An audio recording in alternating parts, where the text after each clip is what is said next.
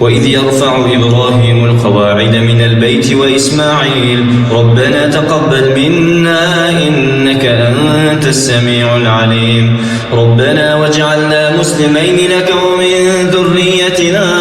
أمة مسلمة لك وأرنا مناسكنا وتب علينا إنك أنت التواب الرحيم ربنا وابعث فيهم رسولا منهم يتلو عليهم آياتك ويعلمهم الكتاب والحكمة ويزكيهم إنك أنت العزيز الحكيم ومن يرغب عن ملة إبراهيم إلا من سفه نفسه ولقد اصطفيناه في الدنيا وإنه في الآخرة لمن الصالحين إذ قال له ربه أسلم قال أسلمت لرب العالمين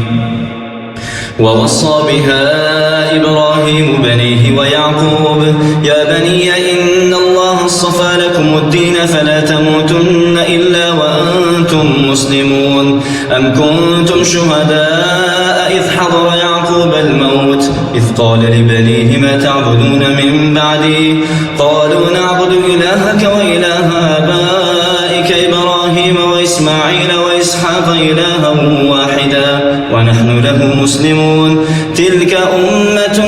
قد خلت لها ما كسبت ولكم ما كسبتم ولا تسألون عما كانوا